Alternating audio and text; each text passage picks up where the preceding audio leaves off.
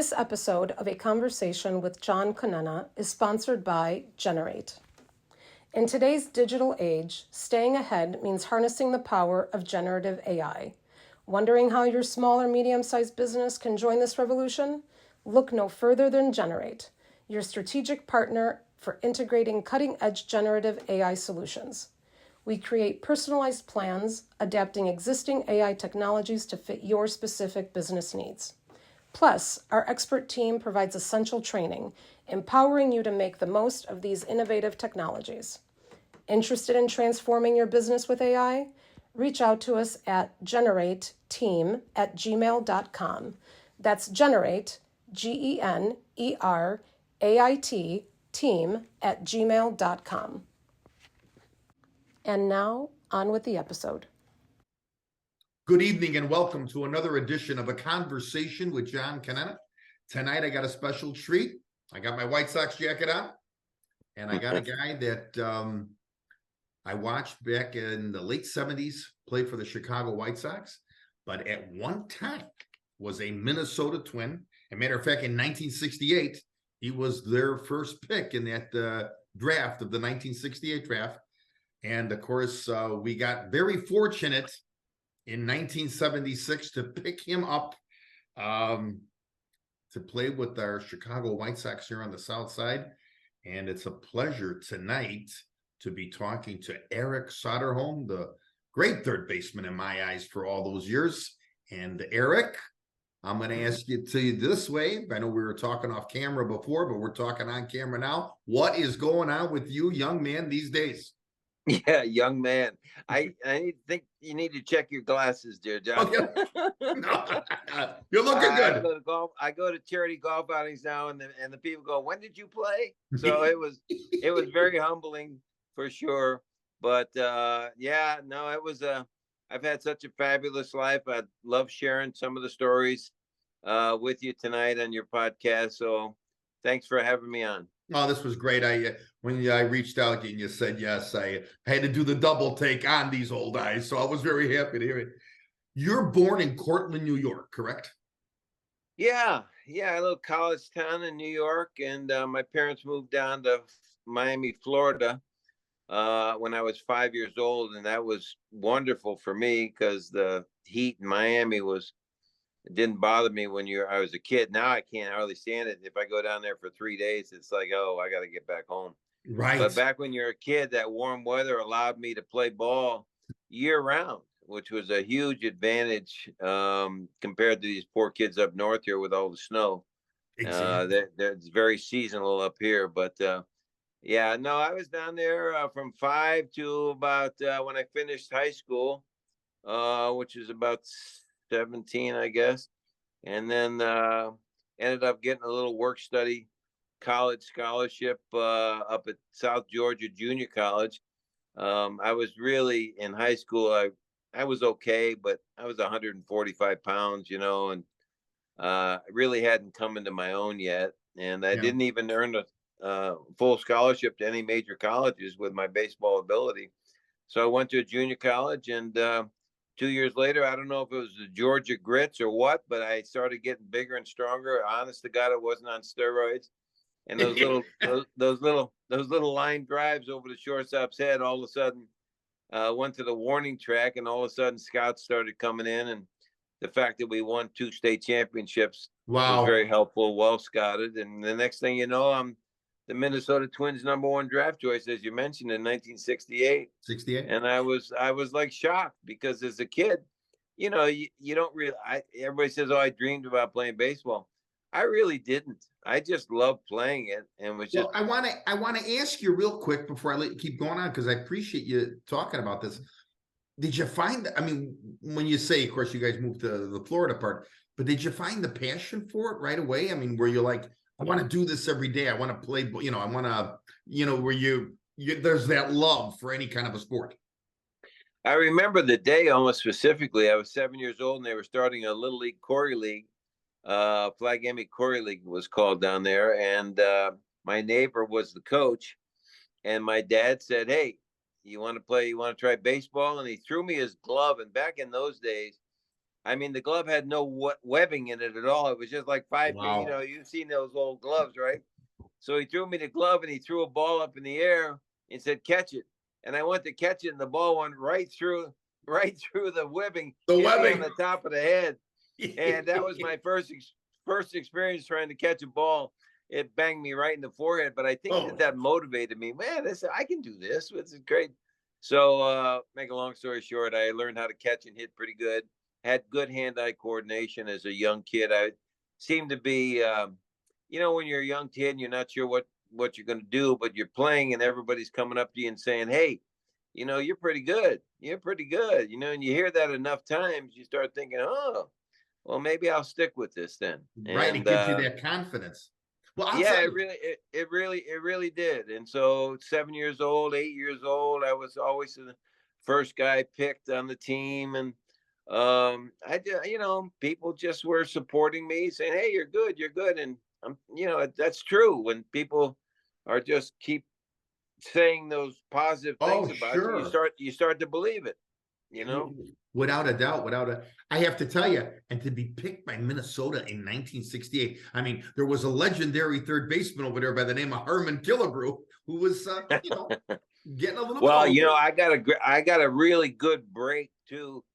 Um, I was started out as a shortstop, but then as I got a little bigger and stronger, started maturing, they moved me to third base, and I'm going, well, wait a minute, I got Harmon Killebrew at third base in Minnesota. What's the chances of me moving him? And so there was, I was a little disappointed about the move from short to third, but then ironically, he hurt his knee, Yes. and I got my coach called me in and said Killebrew hurt his knee and they want to move him to first base and they want to call you up to the big leagues. I go, yeah. So his misfortune turned out to be my great fortune. Right, right. Because he really did wind up playing the rest of his career at first base, pretty much, right? DH, first base. Yeah, yeah. From that point on, after he hurt his knee, um, so I remember getting called up, and I remember walking into the clubhouse, looking at these Harmon Killebrew and Rod Carew and Yeah, Tony Oliva and Bobby Allen. I mean, these guys are yeah. Hall of Fame players, most of them, and I remember walking in saying, "God, can I play at this level? Wow. Do I put my pants on the same way these guys do? These are Hall of Famers." So I was a little intimidated at first, and it showed because as you think, so you become. And I was intimidated and didn't know if I put my pants on the same way, and I ended up hitting 188 my first year. So that kind of proved out my doubtful thinking at that point. But then all of a sudden, the next year, I don't know when it hit me, but I just said, you know what? I can play at this level. I put my pants on the same way that Harmon Killebrew does. Why can't I play at this Right. level? And I changed my whole thinking process and worked with a guy named Greg Ash on how to set goals. And he taught me a course called Success Motivation.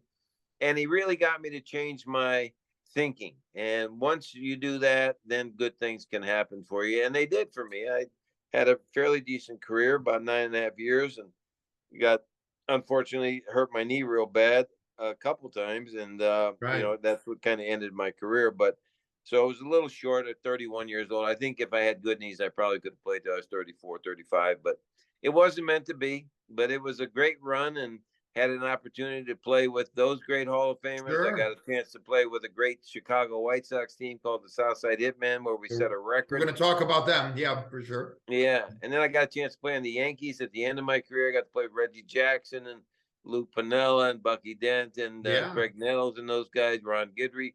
So I had a chance to play with some pretty quality players in my day, and it was a great run. for sure. And I got to tell you that as much as I want to talk about the Minnesota Twin days, they had to have taken a lot of interest in you because, they're just coming up a few years before the 65. They played the Dodgers in the World Series. They're always been a pennant contender. In 67, they almost win the pennant where the year the Red Sox. And then in 69, they make the playoffs and play the Orioles. So, they were always in the hunt. So they were looking always to improve, and they look to improve with an Eric Soderholm and other, rookies that were coming up. So I find that to be the positive in you. Well, thank you.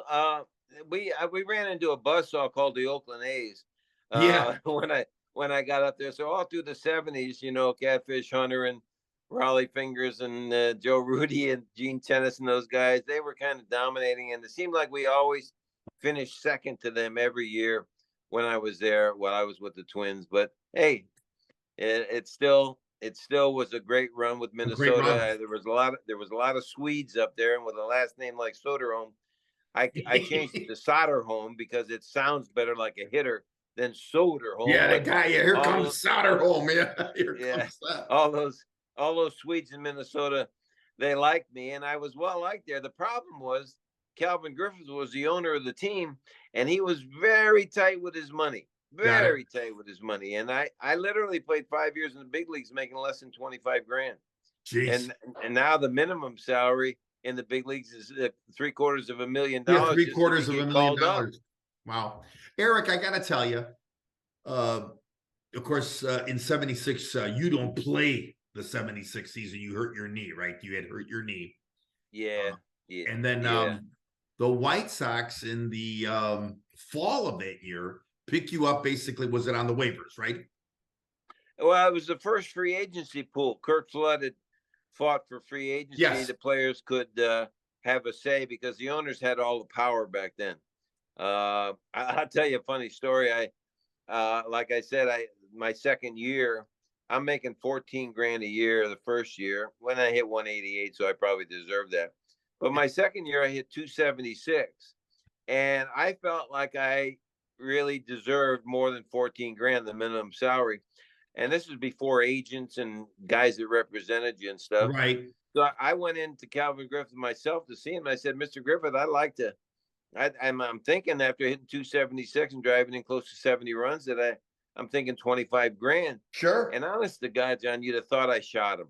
He reached into the drawer, he pulls out a piece of paper, and he has on a list about this long 12 different times where he thought I screwed up. Like it said, oh, you wow. You popped up with the bases loaded on April 18th. You made an error on June 2nd, cost us the game. You did. I mean, he literally had a list, honest to God. And this was the owner. This was the owner.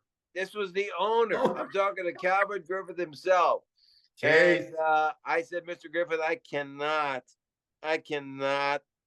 play for the minimum again after hitting 276. So he said, well, I guess you'll have to sit it out then. So I sat out for 2 weeks and got a call from his secretary. He said, Mr. Griffith has reconsidered. Come on in and you can sign your contract. I come in there and he pushes the contract towards me. It was for 16 grand, a $2,000 raise. He says, I decided to give you a raise. You can either take this contract or you can go sell fish in Miami. and wow. So it was like, I was almost like, oh shit, I don't want to sell fish in Miami. So I better sign this. So I signed at 16. The next year I went to 20, then 25 and 25, I think. So 5 years with the Twins making 25,000 or less. It's almost funny now. But I was in the dugout when Harmon Killebrew signed the first ever $100,000 a year contract. And everybody thought that was unbelievable. Yes. Somebody could make $100,000. And he was the first one to do it with the Twins. And I got to tell you, Eric, that's a great story about you because here in Chicago, I think it was 1974, 75, the Cubs started to get depleted a little bit after their little run of the late 60s. And Billy Williams here in Chicago was our first $100,000 player. And I'll never forget, I turned to my dad, I go, Billy Williams is making $100,000. And my dad goes, he can live the rest of his life comfortably. I'm like, you couldn't unfathom $100,000 back then. I know it, but in all honesty, though, you could buy a loaf of bread for a quarter back then. Now it's $4 or $5, So exactly. I mean, it's kind of all relative when you think about it. And we were able to pay the bills, and I still had to work in the off season, though. I didn't make enough money to get me through the whole year, but things changed when I came to the White Sox as the free agent. I didn't know because my knee was bad and I had major surgery on it. Didn't even know if I was going to be able to play or not. But Bill Beck, he liked the underdog, and he said, I'm going to give you $55,000 a year. So he doubled my salary. Wow. And we still didn't even know if I could play at that time. Yeah. So I was very, very pleased to get that. And he guaranteed the money too. So it was a no-brainer for me to come to Chicago, even though I had to leave all those Swedes in Minnesota. But I came here, and I remember meeting Bill Beck, and he said to me, he said, "We're glad to have you on the team, and we could use a solid utility player like you that can play several positions, a good bat in the lineup." I said, "Mr. Beck, I've worked so hard at coming back from my knee surgery. I'm stronger than I've ever been with Nautilus. I got trained by the Nautilus people in Lake Helen, Florida, and by Dr. Ellington Darden, and he took me under his wing and trained. I mean, I trained hard, and it paid off, because I came out, and not only did I come back, I came back in '77 and had my best year ever, hitting 25 homers, 25 home runs. and yeah, 25 dingers, hitting 280, and and we had a team called the Southside Hitmen that was Southside very Hitmen. exciting to play on. I think we set a record that year for the most home runs ever hit by a team in the history of baseball. It's got broken many times since then, especially in the steroid era. But that was back the in those year, Eric, days, where it that was a lot of home you, runs. We had 6 guys that hit over 20 home runs. right? It was you, Gamble, and Zisk that year. That between I think the three of you was about 150 home runs. I think you had Chet Lemon got 20. I think Jim Spencer hit 20. Was it Orta? I don't remember the other guy. Jorge Orta, the second baseman, yes. Yeah, 6 guys that hit over 20 home runs that year. We were coming back from one time. We came back from an 8-0 lead in the 7th inning, came back and won the game 9-8 with just a bunch of home runs. Well, it was pretty exciting to put 30, 40, 50,000 people in the stands almost every night watching it. It was a lot of fun to go to the park. And the famous song of that summer, the Na Na Hey Hey, that Nancy Faust would sing out there. I have to tell you, he made, one of his first things, like I said, was that 76. He goes after you. He gets Gamble to play one year. It was called Rent a Player, because Vec knew that free agency was going to eat him up sooner or later. He couldn't afford the big salaries, and he had to go this route. But what a route he went, because there was a great team of players. I love Bill Beck. He always gave the underdog a shot, and he put together a team that year that was like, you could almost call them the Bad News Bears. I mean, when you think about it, I mean, I was at third base with a bad knee, so I was a step and a dive. Alan Bannister was the shortstop, and he had rotor cuff surgery, so he was slinging it over to first base. George Orta was a great hitter, but he couldn't turn the double play. Then you had Jim Spencer and Lamar Johnson at first, both good, solid hitters, and Jim Spencer was especially great defensively at first. But then you had Ralph Garn left, and you held your breath every time the ball was hit. It was an adventure, yeah. And then you had Richie Zisk in right, and he didn't have any range. So the only legitimate player we had was Chet Lemon in center, and he covered a lot of ground out there. And I think Jim Essien was the catcher. I think Brian Downing came on later in the year, but you would never, if you looked at the names on the paper, you'd never think, especially with very little pitching other than Wilbur Wood and Steve Stone before he became Steve Stone, and Ken Kravick and Al. These are guys that you would not think would be in a pennant race, and we had a 5-game lead late in August, and the world was shocked. Well, I'll tell you, from July 1st to August 12th, you guys had this town on its ear for that month. I'll never forget it, because I just watched an old YouTube of you guys, and you brought it up in a different way. You were down to the Red Sox 7-1 in Comiskey and won a game 10-7. And it was just amazing, because like you said, this was a team that had a little bit of trouble fielding. The pitching staff was the big question mark of that year, of course, suspect. But did you think going into spring training of 77 that this team could even contend? No, not at all, because I was just, not to be selfish, but I was just focused on whether I was going to be able to play. Coming off a major knee surgery, my only thought was, is my knee going to hold up, man? Sure. I'll never forget the first at bat I had in spring training. I hit a deep ground ball in the hole at short, and I had to really try to leg it out. And even though they threw me out by a step when I hit first base, I knew I made it back, because I was moving down the line pretty good. Yeah. So that was the wake up, I'm going to make it back kind of moment right there. First at bat in spring training. So you know your body, you knew the player. Well, I mean, again, a year that I always love to remember. Matter of fact, I have the book up here in my library, the 77 Southside Hitmen. It was just a fun year. I know you came back in 78 to have not the year you had in 77. I know in you think you hit 20 homers again in 78. Yeah. And then I think you Well, got traded to Texas in 79. it was a disappointing year because as you mentioned earlier, Bill Veeck couldn't afford to keep some of the players, and Richie Zisk left for Texas. Oscar Gamble left for Texas, and I signed. He said at the end of the season, "Come see me." I went up there, and he had a 2-year contract for me to sign, $150,000 a year. Wow. So I had a $300,000 contract. Here I'm making 25 grand for a lot of years, or less for a lot of years, and then 55 with the White Sox, and now all of a sudden 150. Hell yeah, give me a pen before you change your mind. So I went ahead and signed it like right after the season ended, and then a couple weeks later, Zisk takes off, Gamble takes off, we lose some players, and Bill Veeck tried to substitute Ron Bloomberg for Oscar Gamble, and he tried to, and Barry Bonds Sr., who was at the end of his career, for Richie Zisk, and it just wasn't. They weren't going to cut it, and so to go from winning 92 or 94 games or whatever we did in 77 down to barely 7. I think we won 70. I mean, it was just such a difference. Looking forward to going to the ballpark in 77, and then in 78, you almost can't wait for the season to end. Exactly. Because you can't beat the Girl Scouts, It's like it was tough. But Eric, this was the only way Veeck could have survived, because now baseball had changed in the sense of this free agency. Now everybody now is becoming this free agent, where owners now it feel like, if you weren't the George Steinbrenner with the cash, this is a problem now.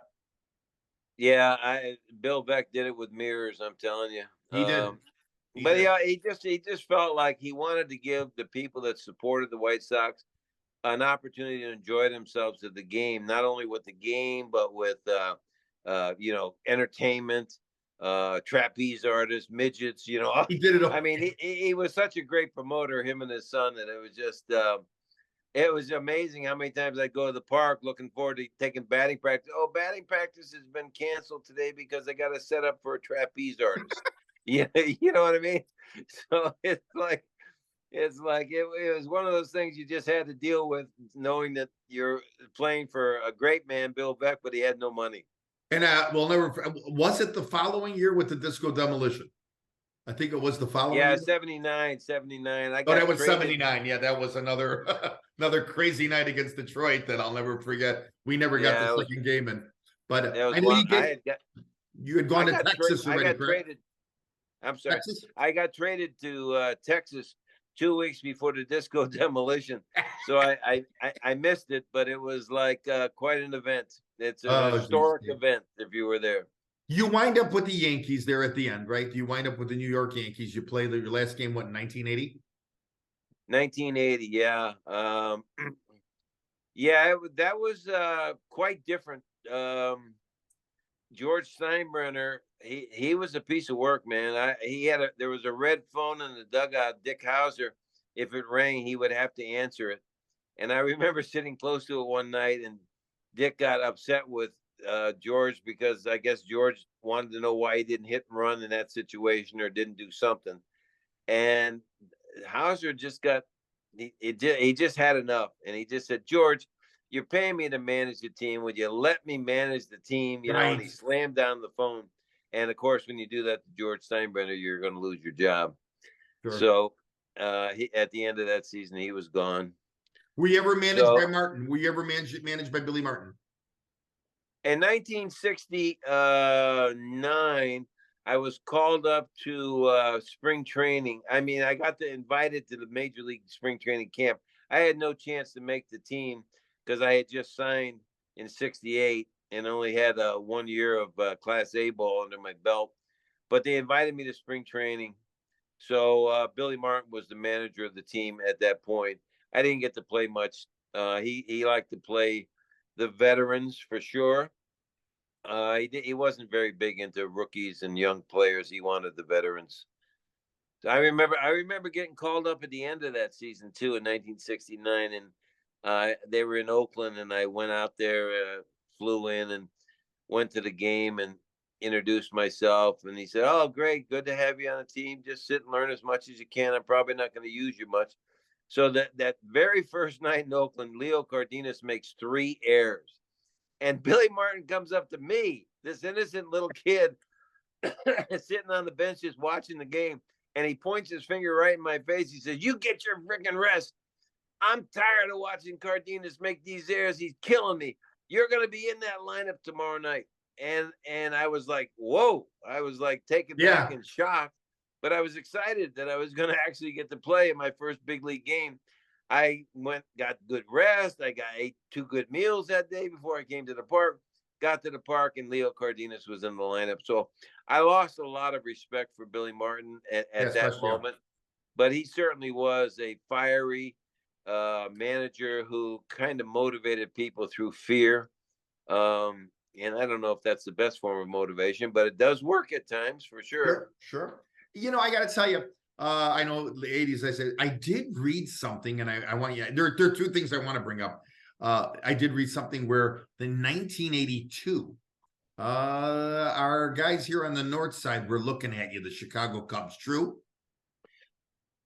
Dallas Green I had hurt my knee again in a crazy charity soccer game trying to raise money for crippled kids, and I went to kick the ball at Jimmy Pearsall, who was the goaltender. I was looking forward to kicking the ball right in his face. I would have too. But I took my eye off the ball and hit the top of the ball, and my leg slid under, and I ended up popping the anterior cruciate ligament, which is the same thing that Derrick Rose did. But back then they didn't know how to fix him. So I tried to make a comeback from that, and win the comeback player of the year award twice, be the only player to do that. But in spring training, I had to take cortisone shots and stuff. And I finally just had a come to Jesus meeting and just like, you know what, I got to face reality here. I just can't do it anymore. And so I retired, but Dallas Green gave me a job working as his assistant in the scouting system. So he sent me out to different games, and I'd watch certain players and give them my feedback on what I thought of the player. So I did scouting right after my baseball career, because I didn't really know what I wanted to do when my career was over. I hadn't made any plans to do anything. I thought I was going to play baseball all my life. But you know, you go through those moments, and that's a little scary, but turned out to be good for me. It forced me to get into the business world a little bit, because I realized with scouting, you were not going to make any money. I mean, I was back to that Minnesota Twins salary type of thing again with a little expense account, which it helped a little bit. But I just, after 2 years of, and I was on the road most of my life anyway, being a ball player. Now you're scouting and you're on the road even more and more and more. And it's like, I just figured, you know what, it's time for me to settle down and raise my family and my beautiful wife of 53 years now, and spend time with the family. And so I did, and I got in the business world and became very successful. You know, and I saw a great interview. I don't know where you were. You were doing some kind of a symposium or a meeting you were at, and you talked about how the 1978 season, that winter after 77, 78, you had put on some weight, and you came into the 78 season out of shape, and you weren't, just doing it like you were in 77. And I'll never forget you, changing your stance and everything else, and getting advice and everything else. And it was a touching story. That's why I want to lead into Soderworld. A touching story where you went to a hospital to sign autographs. And that was one of the most powerful moments. Changed your thing, didn't it, Eric? It changed it for you. It was one of the most powerful moments in my life, and to this day, I give thanks to those kids. I was in a bad slump to say I had let fame get to me. I was out doing appearances and signing autographs and doing motivational talks and stuff, and probably 3-4 nights a week. And I really neglected any kind of getting ready for the next season. And the year before, 77, I was like training every day. I was really focused, but I let fame get to me. And you get a little fat and sassy with fame. And so I just had a situation where it was like, I go to spring training, I'm not ready mentally, physically, anything. I get shin splints right away, and I miss a big portion of spring training. I could barely walk, much less run. And so obviously I went into the season. They gave me the job because of the year I had the year before. But a third of the way through the season, I'm hitting 204. I got like 4 home runs. And the year before I had 25 homers. And, you Sure. know, it was quite a different contrast. So I'll never forget the day I came up and bases were loaded. And I just was in a horrible slump, Sure. and I struck out. I didn't even with the bases loaded. I didn't even swing the bat, and I got Wow. booed. I got booed, and I remember going into the clubhouse, and the reporters got the mics in my face, going, "Man, you hit 280 last year. You hit 204. You didn't even swing the bat tonight. You got 4 homers. You had 25. What the hell's wrong with you?" And I was so in hell, I was just so mentally destroyed. I just told him, get away from me. And I left, went home, didn't even take a shower. I usually ate at the ballpark, but my wife had gone to bed, and I reached in the refrigerator. I was going to make a sandwich, and there was this big, long piece of salami, those thick ones. Sure. And I reached in, I grabbed a knife that had a blade about this long. And I remember having my finger on the salami. And I remember I had this knife in my hand, and I looked at my finger. I said, God, I could actually slice my finger, and it would, and I not off, obviously, but it would take me out of this hell that I was in, and this terrible slump and depression that I was in. Sure. And I didn't do it. I came close to slicing it where I would need stitches, but the reason I didn't is because I remembered I had promised I would go to the Illinois Masonic Hospital and sign autographs for these kids Yeah. that were in the hospital sick. And so they took me to the ward where the kids were dying of cancer and leukemia, and they Wow. had dark circles under their eyes and stuff. And to see their smile come to their face when I signed an 8x10 autograph picture, it was just heartwarming. And then they took me Sure. into the basement where out from behind the curtain came all these kids in a wheelchair. And they wanted me to sit in the wheelchair and play wheelchair basketball with these kids. And so they buckled me in, and I did. And they were good. They did wheelies, and they were having a great time. But when the game was over, it was like I jumped up unbuckled my seatbelt, jumped up out of the chair, and looked around, and it was like I got godsmacked. It was like any one of these kids would give anything to be in your shoes, over 21 or over 1,000. What the Right. hell's the matter with you? And so it was a very powerful moment. And I remember going to the park. I was changing my batting stance every day, trying everything I could to get a base hit. And all I did was change my attitude. I went in there with an attitude of gratitude. Right. And that game I won for us. And the batting average went from 204 all the way up to 258. So to raise it almost 60 points with almost half the season gone, that was doing some hitting. And I went from 4 home runs to 16 the second half. So got it up to 20. So to this day, it was that moment, Yeah. getting Godsmacked, that woke me up and changed my whole attitude. And as you know, and I know, your attitude plays a big part of what your reality is out in front of you, because Sure. you're creating your own reality, even if you don't believe it or not. I got to tell you, I'm going to just make a little bit of pause here to tell our audience that we're visiting with Eric Soderholm, former Chicago White Sox. Here, played here in 77, 79, 77 to 79. One of my favorites, third baseman, and of course played on that great Southside Hitman team from 1977. So after the baseball career, Eric, because I know your time is valuable tonight, you start this thing called Soderholm Wellness out in Willowbrook? Well, actually, I started because I didn't know what I wanted to do after I got through scouting. But the only thing I knew was baseball. That's all I'd done. I hadn't done anything Right. else. I didn't learn or study anything else, accounting or real estate or anything. I had no interest.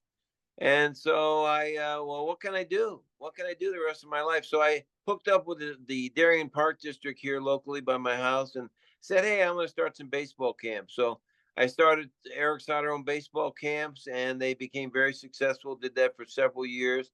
And then a friend of mine called me and said, hey, do you know Michael Jackson's playing at Kaminsky Park with his brothers? Let's go call down there at the public relations department and see if we can get some nice seats. Let's go see him.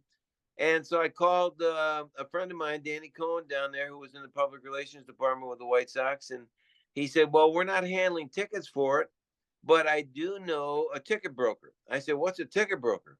And he said, that's a guy that legally scalps tickets. You know, he helps people get concert tickets and ball tickets to ball games, better seats and stuff.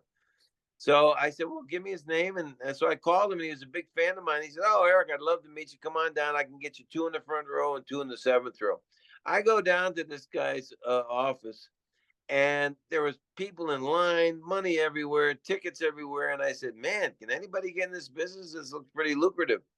He said, well, it would help to be Jewish. He laughed. But he said, you know, I'm a big fan of yours, and I'll help you. So get a business card up that you can help people get tickets, and I'll get them for you, and you mark them up a little bit, start making some money. So I opened up what was called Looks Like the Front Row. And we answered the phone, front row tickets.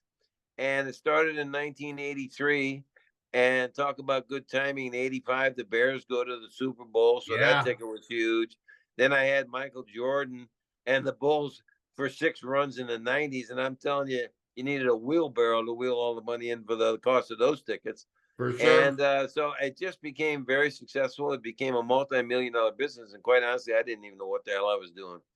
But I kind of learned it as I went, and it grew into a very large business. And then it kind of died because a company called StubHub, a bunch of guys from Harvard created that company, and it made everybody a ticket broker. So that was the end for us in that business. But it was the timing was okay because my daughter was working for a guy named Deepak Chopra out in California. He's a big spiritual leader. And she was out at his wellness center, and she called me one day and said, Dad, we got to do what he's doing in the Midwest.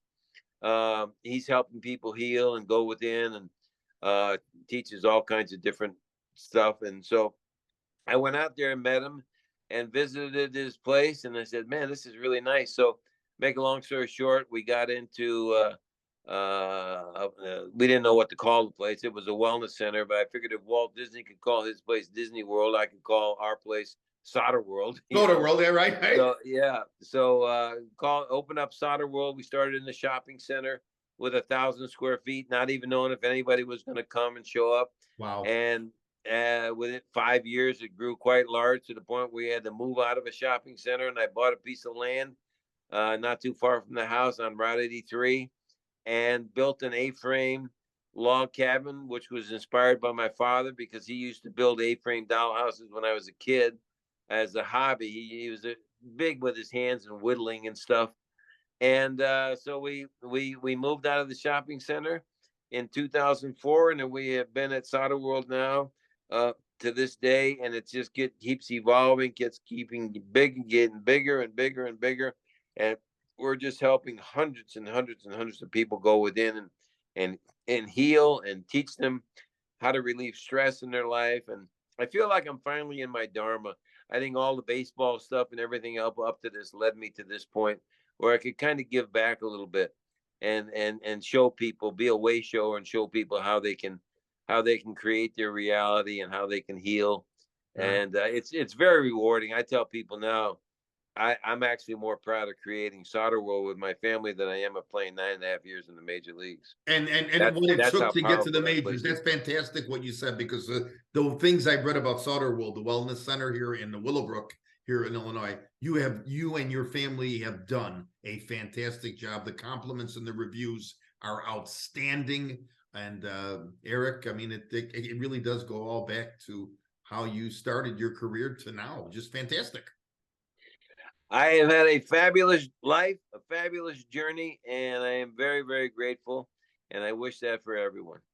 I want to leave you with this. And again, this was a gentleman who was a great sportscaster here in Chicago. Maybe you even had an interview with him at one time. But while I was digging some stuff up on you, I'll never forget what this great sportscaster said about you when the White Sox got you in 1976. He said, Mr. Soderholm will be our third baseman this year. He'll be in the starting lineup, and he shows a lot of pride and determination coming off this knee surgery. He will be the surprise of the 1977 season. He called it, and that was the great Tim Weigel. And Tim Well, was Jennifer Weigel, his daughter, is a good friend of ours. Yes. She actually speaks in Solder World we have some open houses once a year where we invite the public in, and she's usually our number one celebrity guest that we have come in, and she's really gotten into the world of spirituality, and she's doing some great healing work up on the north side. I wish she lived closer, but she's a good friend, love her a lot. And Tim Weigel was just he did a nice little piece on me that I still have. Yes. That it was just great, and it's so sad that he left us quite early, but great guy, loved him, and I had some good people that covered me, Jerome Holtzman and a few of the guys, and I just felt like the media could destroy you if they wanted to. They're very powerful, the media. Yes. And so I went out of my way to give everybody a quote or two for their articles or whatever they were writing, or Tim, or because I just knew that you had to get on the good side of the media, or you could get eaten up alive. Without a doubt. Eric, I want to thank you for tonight. I hope we can see each other again somewhere down the road. This was fantastic. I always say, keep doing what you're doing, but you've been doing it all along. And Eric Soderholm, thank you for coming to the South Side in 77 and 79. I'll never forget that season of the South Side Hitmen, and I'm never gonna forget Eric Soderholm. I thank you for tonight, Eric. Thank you. Appreciate the opportunity to share some stories. You got it. Take care, sir. Good night, and we'll get this out to our audience shortly. Okay. Thanks, sir. Be well.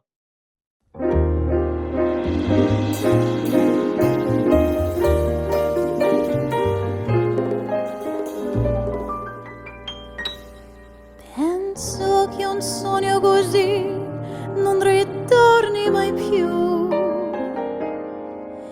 Mi dipingevo le mani e la faccia di blu.